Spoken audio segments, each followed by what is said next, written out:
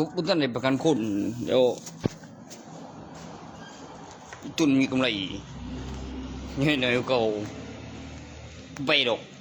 มันจานจำได้เฮาหามาที่เมืองเนาะบ่ใกล้10 ปีแล้วกูจะว่ากูมาที่เมืองเฮ็ดหยัง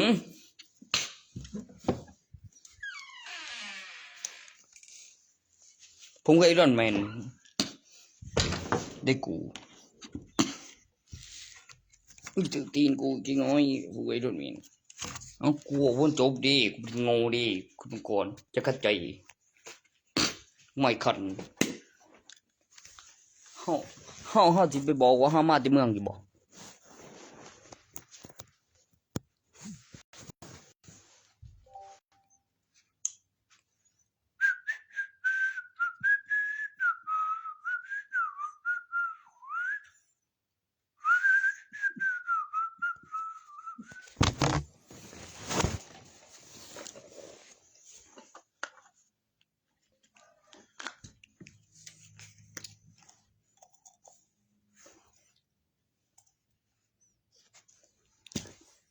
มาหมอ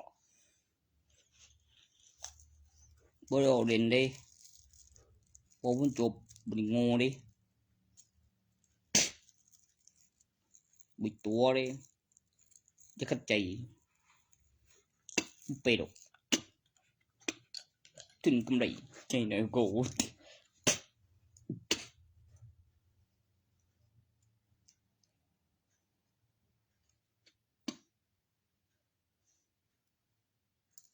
บ่มันได้ย้ายเฮาว่ามาที่เมืองเนาะ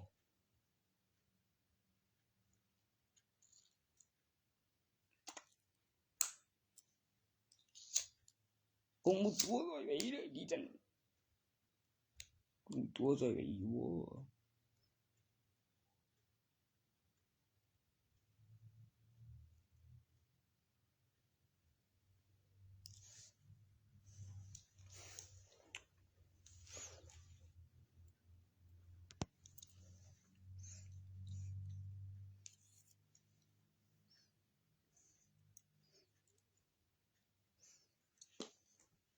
ô chưa được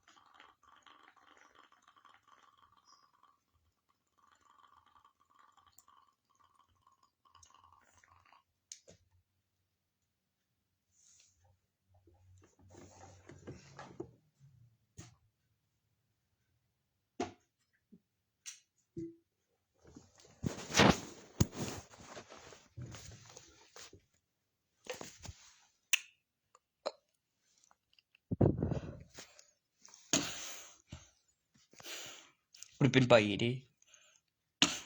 สักก่อนบ่เป็นเรื่องใดประกันคนบ่เห็นคนก็บ่ทันได้ประกันคนบ่ทันไปก็บ่ทันได้หยังจนกำไรใหญ่น้อยกว่ามีกับของเธอเป็นประหยัดเนาะบ่ได้ตอบดิบ่ได้โง่ดิกูกล้าแจ้งตำรวจดิแจ้งตำรวจดอก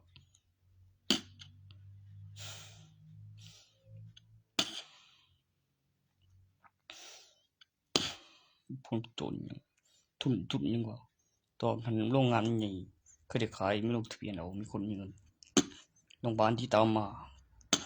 แต่มีสมเด็จเครื่องวิชาได้เนี่ย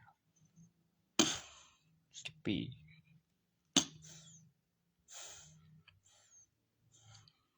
ดีเยาวชนมันสิเป็นโจรเองได้บ่ได้แจกเงินบ่ได้ขโมยไปมันยืมกรณีที่แพ้วไปแหน่มันก็มีลงทะเบียนเอามีคนมีเงินดีผู้ต่อนั่นดีก็มีหลักฐานพริชนะไปต่อได้คือได้ขายมีคนมีเงินก็เอาแบบเต็มๆเลยเป็นตัวเลขเงินจริงแล้วมีลงทะเบียนเอาสดละเอากฎหมายก่อน1บัญชี1คนแล้วพอมีรูปถ่ายแล้วล่ะหน้า ATM เหมือนแต่งบัตรเล่นชิมซอกใส่ตอกบัตรพอดีประกอบกับบัญชีสิเลือกตั้งมี ATM พอมีรูปถ่ายแล้วล่ะอยู่หน้า ATM เหมือนแค่สแกนโค้ดได้บ่ล่ะมันผ่อนจ่ายกำหนด1คน1บัญชีอย่าเกิน10 ปีมีพ้นโจรกฎหมายก็น่ามันจึงสิมีกำหนดบัญชี1คนห้ามเกิน10 ปีมีพ้นเป็นโจรบ่ได้เป็นใบเด้แจ้งตำรวจล่ะปิดปากกูประโยชน์มัน